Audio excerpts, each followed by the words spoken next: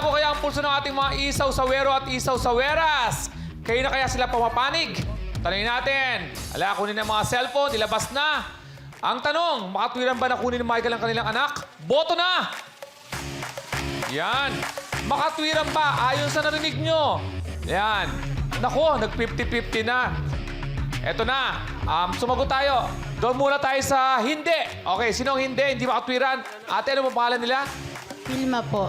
Kayo po ba may anak? Opo. 8 ang anak ko. 8 ang anak. Okay. Ano po, ang sagot nyo po ay hindi makatwiran. Bakit po hindi makatwiran?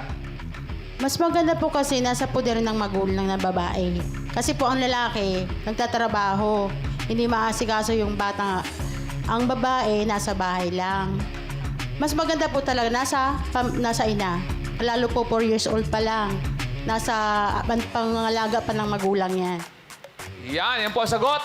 Hindi raw makatwiran, dapat raw nasa nanay. Sino naman sumagot na ano? Oo, makatwiran dahil dapat... Ayan po ate, dito kayo. Para makita tayo. Diyan na po tayo, ayan. 50. 50-50. Ayan, 50-50. Ikaw naman ay sumagot ng oo. Anong pangalan? Meron na po. May anak? Yes po. Okay. Ikaw ay sumagot ng oo. Makatwiran daw na kunin ni Michael. Bakit po? Yes po. Base po sa narinig ko, hindi po naalagaan ng maayos nung nanay yung bata. Kaya nga po kinuha ni Michael yung anak nila. Sabi nga din po ng nanay ni Michael, payat nga daw po at napapabayaan. At yung nanay naman po ay may trabaho. Kaya nga po hindi niya naaalagaan ng mabuti. Kaya po makatwira na kunin po ni Michael kasi po naalagaan po siya doon. Yon! Kita nyo naman talagang very saw-sawero kasi saw-sawero dahil nakinig siya doon sa talakayan. Back to you, Mama Carla. Eto na, pagkatapos niyong marinig ang ating trio tagapayo, Marina at Aling Maribel. Ano ang gusto niyong sabihin kay Michael? Mauna ka na, Aling Maribel. Gusto ko lang, ang masasabi ko lang, Michael, bigay mo na yung bata kay Marina. Hindi naman totoo na pinapabayaan niya yung bata eh. Ikaw lang naman nagsabing ganun. Ikaw ang nagpakuha doon sa bata sa Ilocos. Imbis nakapiling ng ina, pinakuha mo doon. Tapos sasabihin mo, pinapabayaan. Ang galing mo rin kasing gumawa ng kwento. Bigay mo na yung bata. Okay, so kanina linawin lang natin yung bata ay hindi kasama ni Marina. Dahil si Marina ay nasa Isabela? Ilocos. Nasa Ilocos nagtatrabaho. Tapos yung bata nasa magulang mo. Okay. Marina, ano naman ang gusto mong sabihin kay Michael? Hindi naman totoo yung sinasabi mong pinapabayaan ko yung anak ko eh. Nung nasa akin pa yung anak ko, wala pa naman akong trabaho noon. Tapos sabihin mo sa akin na pinapabayaan ko. Binabantayan ko araw-araw, gabi-gabi ang anak ko, tapos sasabihin mo yan. Nakikita mo ba ang pag-aalaga ko sa anak ko? Gusto ko lang naman makasama yung anak ko eh.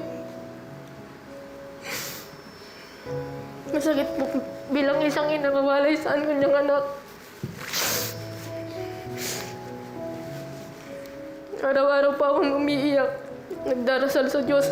Sana makapiling ko na ulit yung anak mo. Nagmamakaawa ko sa kanya. Ibalik na sa akin yung anak ko. Pero ang sabi, ako daw yung pupunta doon. Kunin ko daw siya. Sabi ko naman po, hindi ko naman po alam pumunta sa Negros kasi bata pa ako noon pumunta ako doon. Tapos sabi ko po, ipapakulong kita kung hindi mo binigay yung anak ko. Sabi ko po, wala akong kinakatakutan kahit ilang pulis, sabi niya po. Ramdam na ramdam ko yung pain mo, Marina, no? Dahil madali naman sa atin sabihin na napapabayaan, ganito at ganyan. Pero, Marina, ano ang gusto mong sabihin kay Michael sa ginawa mong pakikipag-chat nang kahit kayo ay nagsasama pa? Patawarin mo na ako. Hindi ko naman gagawin yun kung din dahil sa ugali mo. Buti sana kung ako lang nagsaktan mo, wag lang yung dinadamay yung mga magulang ko. Michael, naiintindihan namin na nagsanga-sanga ang galit at pagseselos na naramdaman mo. Humihingi ng tawad sa'yo si Marina. Kaya mo pa ba siyang patawarin? Opo, ma'am. mapatawad ko na po. Kaya mo bang ibalik ang anak ninyo sa kanyang ina? Hindi ko po kaya yun, ma'am. Kasi baka ano na namang mangyari sa bata. Sakitin kasi yung bata. Mga kapatid ko po yung nagbibigay ng pera sa panggastos sa bata kapag nagsasakit na yung bata. Simula nung nag-anak si Marina, mga kapatid ko po yung tumutulong sa akin.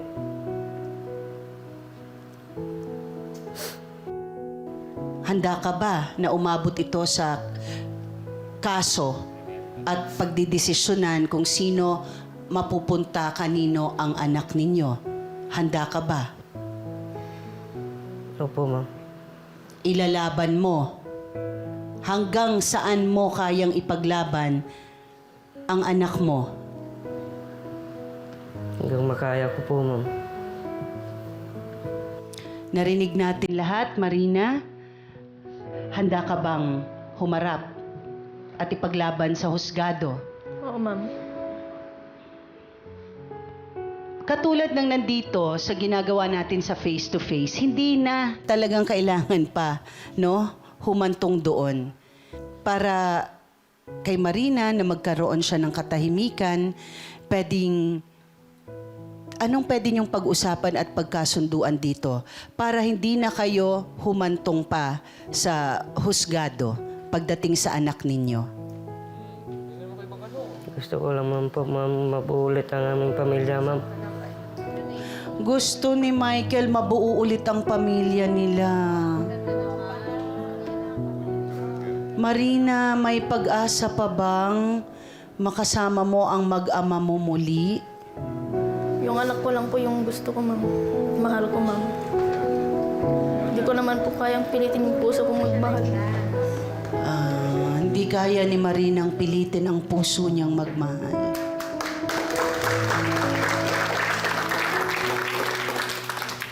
Paano yon, Michael?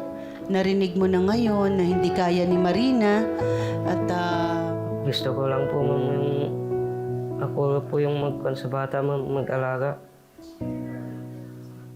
Aling Orte, bilang kayo ay isang nanay, bilang kayo ang ina, ano ang pwede mong sabihin sa iyong anak at kay Marina na anak mo rin? Dahil yan ay iyong daughter-in-law, nanay ng iyong apo. Ang gusto lang unta ko, o pwede lang unta. Ako lang ikuan sa ila ang bata. Ipuli-puli lang unta nila, o ang alaga ang bata, o okay si Marina.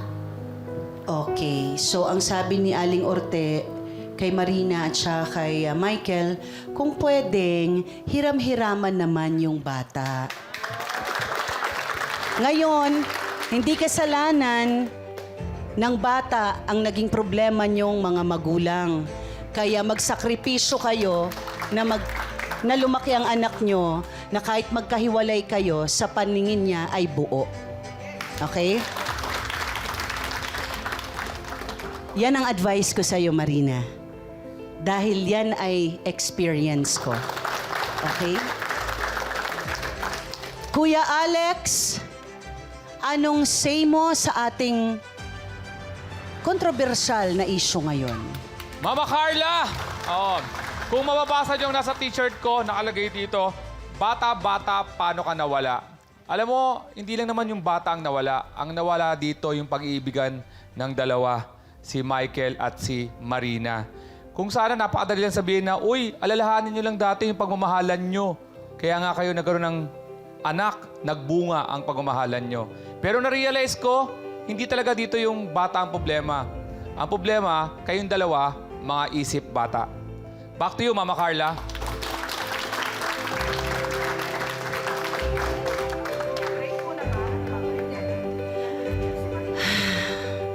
Ah.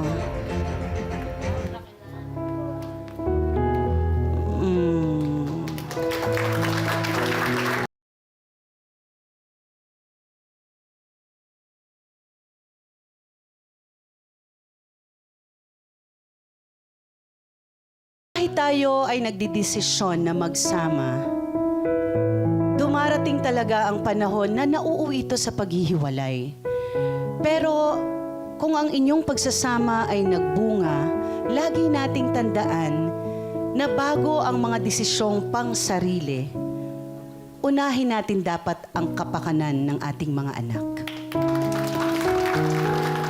Iwasang madamay ang mga anak lalo na kung wala pa itong muwang. Subukan nating ayusin ang hindi ninyo pagkakaunawaan at laging buksan ang puso at isipan para sa huli ay magiging masaya ang lahat. Ako po ang inyong Mama Carla na nagpapaalala na ang mga problemang hindi na kailangan pang paabutin sa demandahan, harapin natin face to face!